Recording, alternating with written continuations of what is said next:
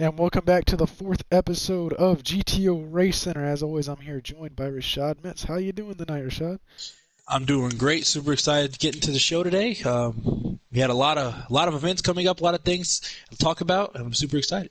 Yeah, it's gonna be a jam-packed show here tonight. It's gonna be got a lot of stuff to talk about. We had a very, very exciting race to talk about last week. That the All-Star race coming up. Got something to announce about that. Maybe a new exhibition race. So let's get it all started. All right, let's jump into the first topic, talking about last week's race at Root X.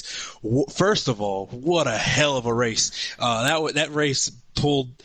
Honestly, I'm still flabbergasted about that race. We thought that race was going to be a snooze fest on paper, but we didn't really test it much. We did a little bit of testing right before the race during practice with a full field of cars. But once we saw all those cars get on track and how they were racing, oh boy, what a race that was! What was your thoughts on that race, Miles? I think that was the funnest race I've ever raced in the entire, my entire GTO career. That was out of all the, I believe, 51 races that we've ran. I think that's definitely the most fun I've ever had out there on the racetrack. I mean, 5, 6 wide going down the straightaway, and you're just continuously passing everyone. It was awesome.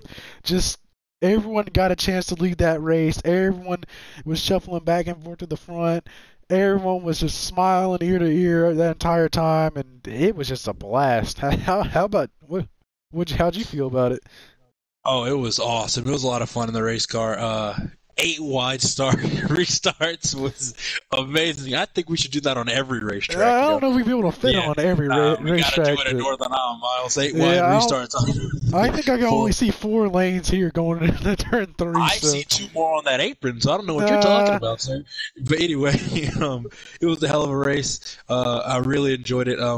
A lot of passing opportunities is really strategic. You think that it would be a race that it just anybody can win it. Anybody can win it, but you had to pick your you had to pick your moments perfectly if you wanted to get in that position. Nicholas Collier was just that guy at that moment in time. Got a little bit of help from Miles Johnson at the time that he needed it. Got to the front and picked up his maiden win in the strictly stock series. But I mean, that was a hell of a run by Collier. He's been really good at plate racing. He almost won Daytona, didn't throw the best of blocks, but he got redemption this past weekend here at Root X. Yeah, he got some redemption this past weekend, so which it's really helpful. Good confidence boost for him going into the second half of the season, and actually puts him back on the podium in the point standing. So I picked him as my dark horse favorite for the championship. So you never know what's gonna happen here in the GTO League, but man, that was a hell of a race. Just everyone goes up. But one thing I would like to touch on, Javen Tucker's misfortunes in that race. He really needed a good race that race, and you talk a little bit about what happened to him. Yeah, those mechanical failures, aka internet problems, kind of plagued Javen Tucker. It was a real bummer because Javen Tucker was at the Rolex 24 and made a hellacious, grueling 6+ hour drive back to his home to try to join the race. Got there just at the nick of time, just to have connection issues and lag out of the race when he was actually really competitive and really fast. And it's just a shame that had to happen, but speaking of that, dark horse pick of Nicholas Collier you're talking about. Nicholas Collier does have a chance to win. I think this rest of his schedule is going to be suited towards Miles Johnson and Nicholas Collier. As long as he can block better and keep Miles Johnson behind him, I think you're going to be good because I'm pretty sure the little sister that I do not have could block better than Nicholas Collier. So, if he can improve on his blocking skills and keep Miles Johnson behind him, I think he could definitely be a major, major, major threat at the championship. But he has to survive. Him and Miles Johnson do have to survive Watkins Glen. Miles Johnson does have the pace there, but Nicholas Collier maybe not so much. So I'm really looking forward to seeing how this dynamic goes on between these 3 drivers in the top 3. But we can't count out Donnie Wu, 40 points back, but he is definitely not out of the picture Yeah, yet. He's going to need some still good finishes in the hunt, most definitely, and he can definitely pick up some points. He was really good at Northern Iowa. He won Hudson Memorial 125 here when we ran Group 3 cars back in the day here. He's really fast. Blue Moon, he's won a couple races there, I believe. And he's just pretty much a good all-around driver. He can really do good. But I know you said Nicholas Collier may not be one to watch at the Glen.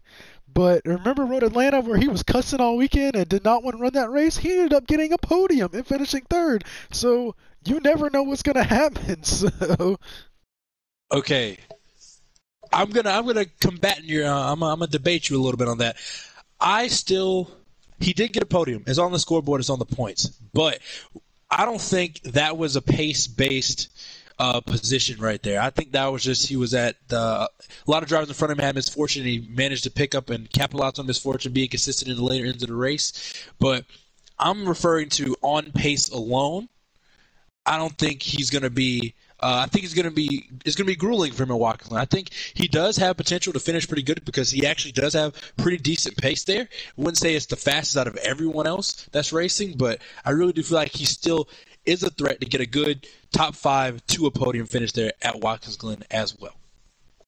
yeah, a lot of drivers have been really fast toward the end of the season, but you have to be within 75 points to still be eligible or mathematically eligible for the championship. 75 points is putting yourself one race behind, which will pretty much take you out of contention. No way you can really come back from that unless everyone except for you misses the race, which is not going to happen. But just we had 2 drivers that actually got eliminated from championship eligibility this past weekend at Route X. So you want to talk about them real quick? Javen Tucker has been eliminated as well as CJ Howe. Both of those drivers have been eliminated from contention after not getting the best results that they wanted. I'm pretty sure CJ Howe got into a little bit of contact into the final corner of not into the final corner, exited the final corner as all those drivers were scuffling and battling for position, got sideways, and I think a lot of drivers have went past him more than he would have liked, and it just put him behind just put him back behind where he needed to be contention for the championship. And Javen Tucker had those once again had connection issues that caused him to not get what he get the points that he wanted, and he lagged out of the race. So that was very sad to see for both of those drivers. Both really fast week in and week out. Javen Tucker would most certainly be okay right now if if he didn't have the schedule conflicts that he did earlier in the season. Definitely would be somebody in contention for the championship right now. And I do look forward to seeing him back next season and fighting for that championship because I believe he has the pace to win the races. You know what I'm saying? I don't know what I tried to do there, but I went for something and I failed miserably. But anyway, I really do like. It's all right. It's kind of like me driving at a road course. Oh, wow. He's going after himself. But I'm sorry I've been distracted. I'm kind of flabbergasted. My roommate kind of shit on himself while we were talking, so I was trying not to laugh. And he chuckled in the That's really background. good. We'd like to apologize to all of our podcast viewers about the language that he just used, about the talking about the stank of his roommate. But the points battle is definitely heating up. We got a lot to look forward to. A lot of wide variety of tracks. We got the short track here at Northern Iowa Speedway. We got the triangle track at Blue Moon, the winding road course of the Glen, and Daytona, which is just you never know who's going to win there. You can go from first to last and within 200 feet of finishing the race. So it's just a lot of drivers. You really have to be a good all-around driver to be all good this year. Me, you, Javen, Donnie, all of us, and Nick too. We've been doing really well this season. It's been back and forth from a lot of these guys, and I just think this has been probably one of the most enjoyable seasons from my point of view. In the league, I just really enjoyed racing these cars since I'm more of a NASCAR fan than a Group 3 fan, but I've just really enjoyed the series. Yeah, I have enjoyed the series as well. It was really fun seeing all these new cars, the drivers try to handle and tackle this new car. A lot of drivers in our league have actually been putting in a lot more effort, a lot more practice than usual, trying to win these races. You can tell that between all of us and all the people that have been subscribed to our YouTube channel, following us on Instagram, people trying to join the league, it's starting to become more and more of a big deal. And I just want to thank you guys for the growth that you guys have helped us with and the support over this couple years now. Year or so of support you guys have been giving us. Really appreciate everybody on Facebook, Instagram, YouTube as well. really appreciate it. But let's go ahead and jump into our next topic. So, regarding our next race, what's going to come of our next race, Miles? So, the NASCAR Clash of the Coliseum is this Sunday, and I really wanted to watch that, and I know you do too, and a lot of other, since this is kind of a NASCAR GTO League series, that a lot of these guys are NASCAR fans, so they're going to want to watch that race since it's at 8 o'clock, so it's definitely going to run into our normal race time. So we're most likely going to run Northern Isle this Saturday. If not, we will run a exhibition race, which we'll get to right in a second, and just push it back a week. So that way we kind of having a bye week for points races, but we're not totally leaving everyone hanging there. But yeah, that's just pretty much it. We're just trying to move it around a little bit. We will most likely be racing a race, whether it's the points race here at Northern Isle or a exhibition race somewhere else on Saturday at 9 p.m. Eastern. Yes, that is true, but we did discuss the possibility of schedule changes further beyond that due to, I guess, the Clash this weekend, the Super Bowl the following next weekend, and then the Daytona 500 the week. So I guess we just got to cancel the rest of the season. Let the point standings the way they are. I think that's a good idea. I think that's a terrible idea. I think that's. You really want to know? You really want to be classified as a champion that didn't finish the season off? I think we should just give whoever's last in points. Yeah, Jalen Connor. I think we should just flip the points upside down. Give Jalen Connor the championship that he deserves. No, I'm just kidding. Jalen Connor hasn't even finished the race this season. He got disqualified, so technically that's a DNF. He didn't really finish a race. Best to finish in last. Anyways, back to the schedule. But yeah, we are gonna we'll figure something out, and we will post it on our Instagram and keep you updated. And I know me or Rashad will communicate you via communication methods. And yes, so yeah, go ahead. Oh, I was going to talk about the next topic with the potential exhibition race that we had. We had an idea of a multi-class style race. So we wanted to have a Grade 3 and Grade 3 LMP1 class and also a GT3 class, all racing on the same track together. I think that'll be a really fun race that these drivers can do. Mix it up, not for points. Everybody just have a little bit of fun racing. I'm racing in whatever class you're not racing in, so. All right, I'll make sure I don't tell you what class I'm racing in until the day of the race. All right, so I'll make sure I have both cars. I'll make sure I have all cars of everything we're driving because I want to be in the class that you're in, just so I can make you feel bad. I'm just kidding. I'm just joking. I will race in the different class than Miles. I just want to win. Right now, I'm targeting the LMP1 is what I'm thinking about driving because I haven't driven Group 1 enough in this game. And yeah, Group 1's really fun cars. They're high downforce, high speeds. I believe we talked about if we do this multiple class race that we're going to add random weather in. It's going to be a timed race. It will be a longer race, maybe 30 or 40 minutes. There will be tire wear and fuel, so that'll be something to look at. There really would be. But Miles, talk to us about the All-Star race. So yes, Nicholas Collier actually picked the name for it, but it will be the Waffle House All-Star Special. The All-Star race returns to the GTO League. It will not be here at Northern Isle like it was last time we ran it in the Group 3 cars on GT Sport, but it will go to Blue Moon Bay Speedway for, I believe, a 50-lap main event, which is going to be 100 miles, and it's going to be a hell of a race. We remember how they raced back there in the Thanksgiving race. That was pack racing. That was crazy. You don't know who's going to win it, but we are going to run the same format that we did last year, except we have done a little tweaking. So basically the way that you are eligible for this race, the way that you locked in, you have to have won a strictly stock series race. Touring series races and other stuff does not matter. So either if you're a past champion in any series or if you're a winner of the strictly stock series, then you are locked into the race. If not, you're going to have to race in the open against everyone else trying to race their way into the big event. So explain a little bit more about all that. Lucky for us, Miles, we were both champions and race winners in the Strictly Stock Yeah, Series. there's gonna be a lot of craziness going on in that open race. I remember Which, watching the one last year. Nick was about to cuss us out because that he was true. almost didn't make it in. But yeah, that's gonna be stressful for those drivers that got to race their way in. But Nick doesn't have to race his way in this time. The stress is lifted off his back after the win last week at Route X, which was good, solid win for him. Had a fast car all day long.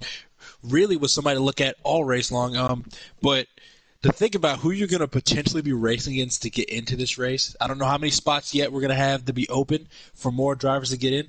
But you got the Magic Slinky, GRT. You got CJ Howell. You got Trevor Levine. Those are three really fast guys. You got Miles Turner, Pegan X if he wants to try to go for it. We also have Jalen Connor if he decides to show up and if we allow him to race. We also have we just a lot of drivers. A lot of drivers. Chewbacca, possibly, if he returns. Javon might show up as well. We have a lot of drivers that are part-timers that might try to put all their money in just to try to get this win at the All-Star race. Miles, what is on the line? What are these drivers hunting for in this All-Star race? Well, it's going to be a PlayStation gift card, and it's going to be a $50 PlayStation gift card. So the winner gets the code to the PlayStation gift card, just like we did last year. $50 is on the line. Yes, that is going to be wild, because you remember how hard they fought last year. There was a lot of yelling. I was part of that yelling because I was very unhappy. Disqualifications were handed out because people were unhappy. A lot of people dumping each other toward the end of the race because they were unhappy. So yeah, it's gonna be a fun one. It's definitely gonna be a battle to try to win that thing. There's probably gonna be a lot of hurt feelings, but when you put money in front of these drivers, it's crazy. They get hungry. The drivers get hungry, as they should. So super looking forward to that race, just to be able to get out there and go along with those guys. Northern Isle on GT Sport when we had our All-Star race was hectic.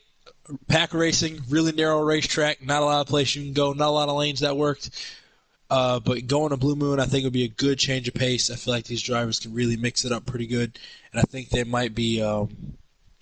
I think it could be a really wild race. I think a lot of people are going to be angry because you do have to rely on somebody to kind of work your way through the pack a little bit. It's just whether or not people want to work with you and if you can trust the person you're working with. So that's going to add a real interesting dynamic to that race.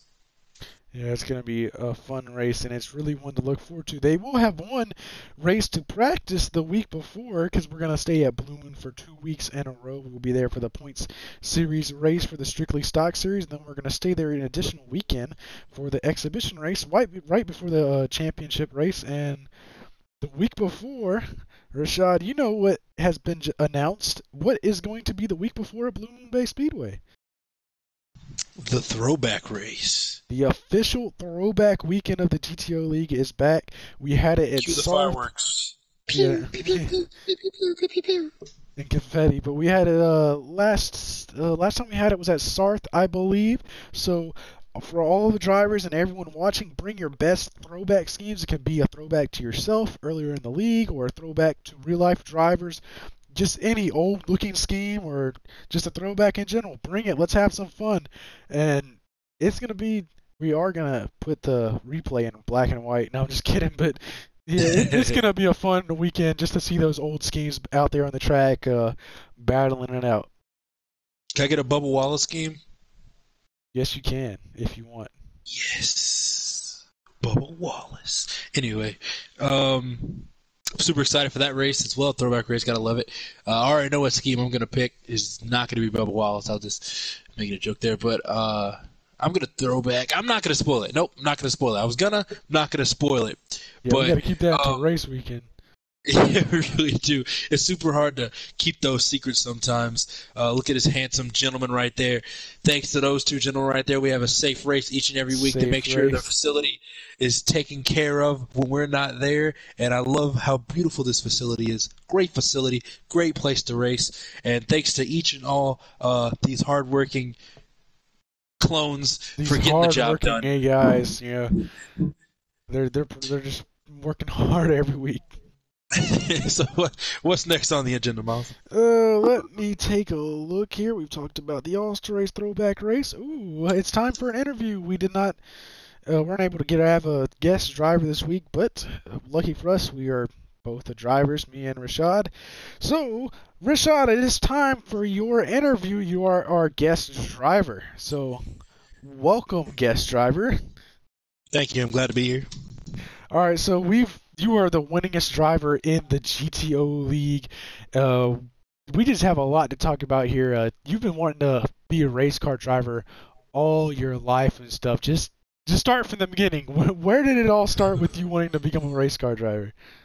Man, okay, so all started back when I was younger. I would say probably about 4 years old when I watched my first NASCAR race. So that was about 2006. Yeah, about 2006. Actually, it's probably sooner than that. I just can't remember the earlier stuff. I just remember I loved seeing that Lowe's number 48. I don't know, my dad worked, but as a painter, Mets painting. And so we would go to hardware stores and things like that all the time. And my favorite color was blue, and I always went to Lowe's. And I saw that Lowe's 48, and I was like, oh, that car looks beautiful. You know what I'm saying? So as I watched it and watched more motorsport in general and more NASCAR, I was like, oh, I really like this. And when I was younger, rode four-wheelers all the time and all that stuff. But it wasn't like we didn't ride four-wheelers because we wanted to go mud and stuff. Nah, we like had a track set up at our house, and we're like zooming around there, all passing each other and things like that. So I was always full throttle everywhere I went. And from that point in time, I was learning how fast I could push my four-wheeler over and over again and pushing forward the boundaries of how fast I can get. I remember I had my little starter four-wheeler, and my dad was like, all right, he went and did a burnout. He was like, now don't do that because your four-wheeler can't do that. And I was like, okay.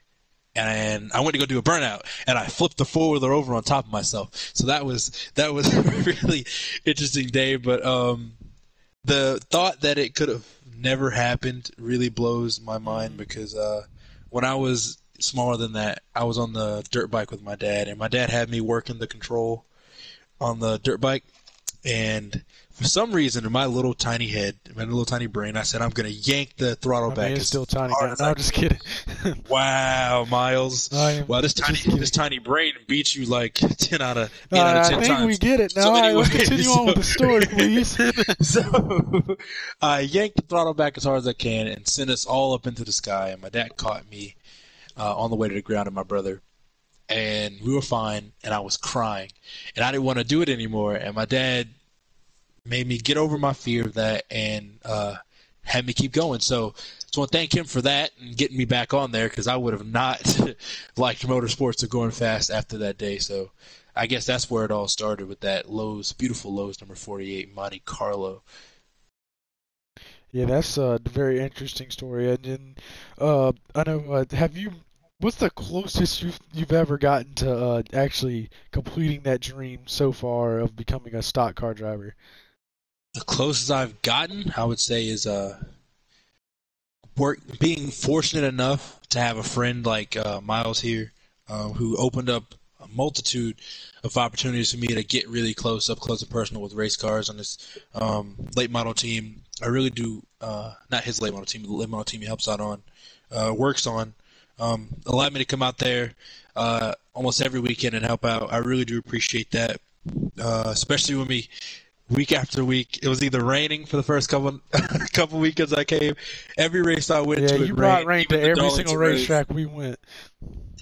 Yeah, but being lucky enough to get that first win, watch that first win happen with you there and me being there as well, and just being able to share that moment together. I remember crying because I was so happy. But yeah, that's the closest I've gotten, other than the GTO League and driving here to get the racing itch out of my system. But absolutely awesome.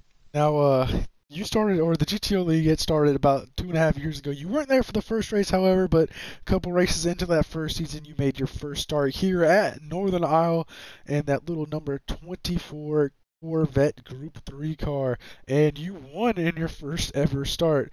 What do you remember about that first ever race here in the league, and what did you think of the league that night? Um, Honestly, like when I joined the league, I was super excited to just be a part of something with points and things like that, something to chase, something to hunt for, something to look forward to, things like that, something to compete against. I'm really competitive. You can ask Miles when we go karting at Hmm. Frankie's that I'm talking about how to take corners and stuff in a cart on a track that's completely flat out, and you'd have no say in how fast the cart goes. So I'm like discussing lines and things like that, but um, realizing those points was something to hunt for. At first, I was like, this is just something that Miles is doing, and at first, people didn't really seem to be interested in it, and I really wasn't interested in it at first. I didn't think it was gonna be many cars, but after we've developed connections with people and met new people online and things like that, we've stuck it out and help Miles. Well, Miles grew this thing. This is Miles' child, and he grew it to be something that's quite awesome. And he's working towards the goal of being able to be behind the scenes full time, and things like that. And I think he's getting really close to that because we're starting to get a lot more involvement. We're starting to get a lot more members, and it's just absolutely amazing to see all the hard work he's put in and how it's grown up to this point for something that all of us can come together on a Sunday night and just have a blast. But that first win, that first race, Yeah, what that was was that awesome. I feeling didn't. with that first win? How did you feel about that? I know there wasn't but like 4 or 5 cars in the field, and I believe me and you like beat third place by like half a track. But how'd you feel Hey, after grabbing that first win that night?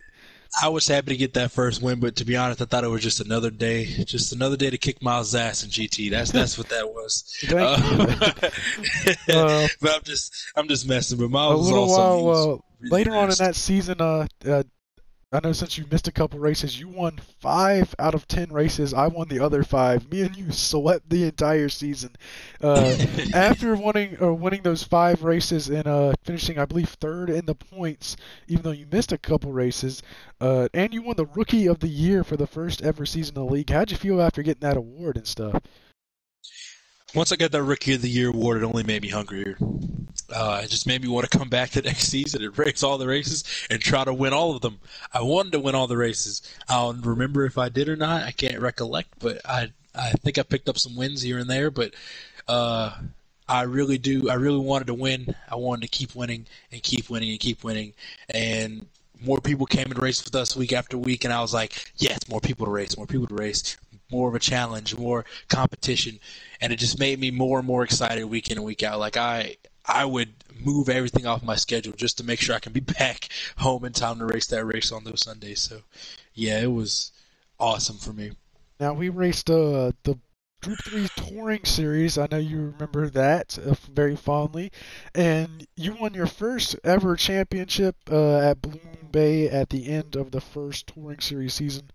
How did that getting that championship under your belt and getting your framed award feel? How did that feel winning that championship? That made me feel awesome.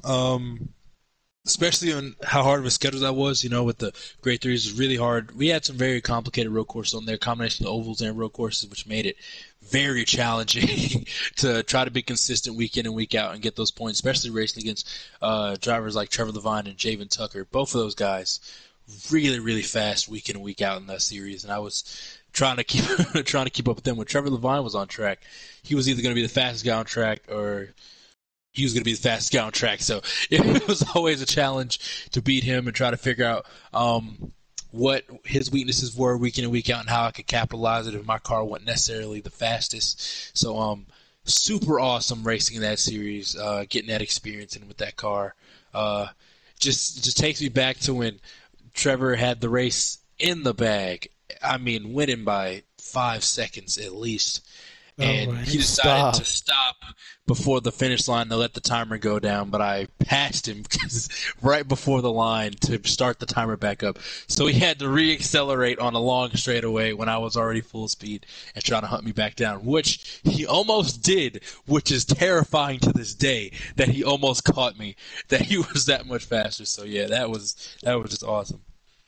Then you, after picking up a lot more wins the next season, I believe you won 5 wins the next touring series season and won the title. How'd you feel after winning that second title and going back to back? After winning that second title, it's like how many more can I win? Like I want to win so many. Like I want to be like I want to be like model Jimmy Johnson, win 7 championships. But I like to combine the speed of Jimmy Johnson with the mindset of Dale Earnhardt, both 7-time champions. I like to combine their mindsets. I race really aggressive. My friends can tell me I'm a really aggressive racer. Every time I see a hole or a gap in between two cars, I gotta Even go if for it's it not every there, time. you make one. I'll make one. I've slid miles out of the way a couple times to make it 3 wide on the straightaways to try to get an advantage. Yeah, so I like to combine both of their racing styles. I really love a loose race car like Jimmy Johnson. Love a loose race car because loose is fast and on edge out of control, and it makes it even harder to drive, which makes you have to combat so many factors. Dirty air and your car getting tight, but the balance is off and things like that. It's just having to fight with all those factors makes it so much more worthwhile. If the car handles too good, it's not as fun to me to race because it's just it makes it too simple. I like to drive those little looser race cars, have a loose condition going on there, and you can tell. You can ask Miles how much I care about learning the different conditions And and how to finding those drive tents. and race through hard conditions. Because Miles is like, we got a lot of practicing. I'm like, start a race. Like, why are we racing? We already got practicing. I was like, I need to know what it's like to drive in the dirty air. And we're doing practice races, and I'm falling back in the pack or in the group that we're racing with. And I'm driving in dirty air and seeing how to pass. How does the dirty air handle on the race car? And I'm finding time that way, and they're like, well, if I'm not the fastest, which on these Northern Isle miles is definitely faster than me, so I have to try to build some sort of advantage, and driving behind him kind of helps me learn how to pass because sometimes when you get shuffled out, get into a wreck or something, you're in the back of the pack. Got to learn how to chop it up through those cars and get back to the front. So I feel like it also helps me on race trim. That's very. Now you are a 16-time winner, which is the most in the league history. Uh, Now I got a question to ask. What is your favorite of those 16 wins, if you had to pick one? Favorite of my 16 wins? Oh my goodness, that's a Road Atlanta's up there. Road Atlanta's up there. Uh, if not number one. Road Atlanta or when I won the championship at Blue Moon Hmm. with that huge cushion that it was like almost no way I could lose the race. I mean, lose the Yeah, championship. Trevor Levant had to finish like 5 or 6 spots ahead of you. Yeah, so I would definitely go at Road Atlanta more because I was significantly faster than the people. I dominated that race. I don't like talking like that to be honest, but I dominated that race, and Mm. that and how convincing that was what made it so enjoyable for me.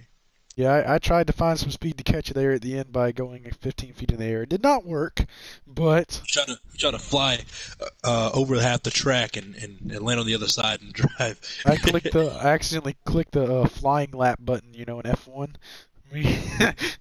But yeah, it's a very interesting story. And what are your plans on the future here for the league and outside in the real world for racing?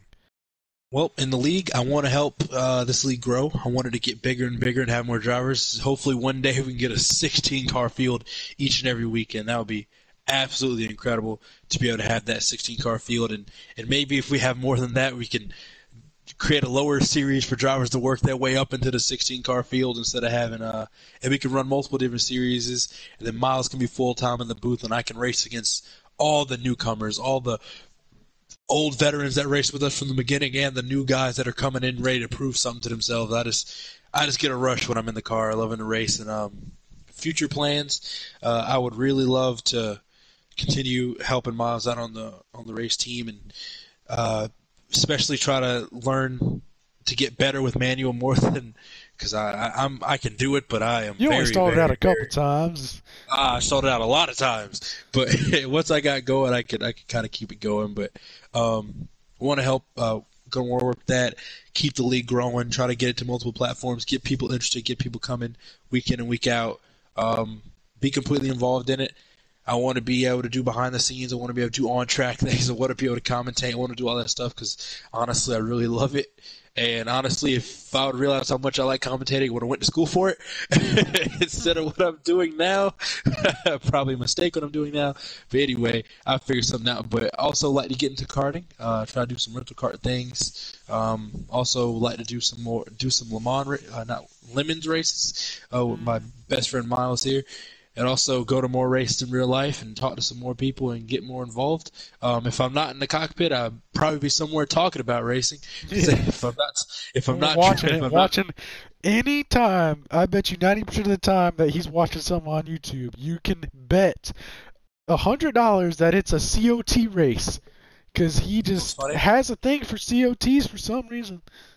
The racing was good. I love high horsepower, but also funny story. I was watching the 2006 Daytona 500 earlier, and before that earlier, I was watching the Pocono IndyCar race from like 2018, and then I saw the Robert Wickens wreck, which happened like lap 5, and I had to turn it off because I couldn't stand seeing that. I had known what happened at the end result.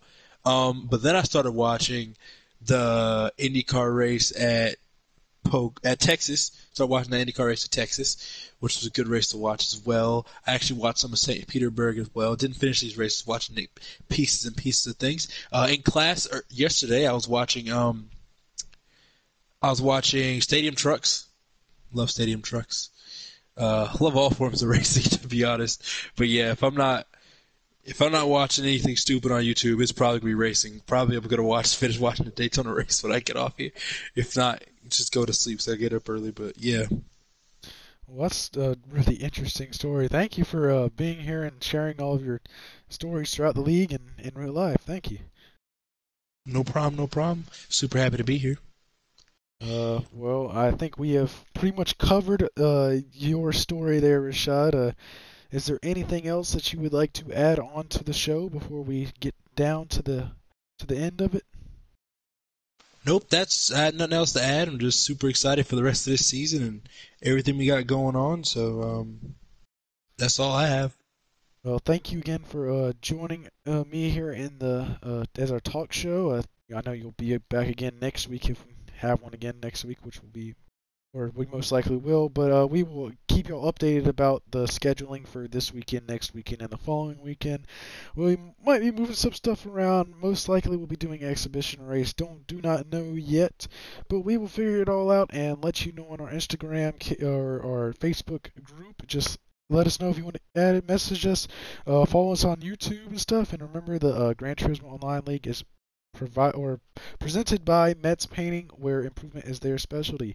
Thank you all for watching tonight, and we hope to see you next time. Have a good one.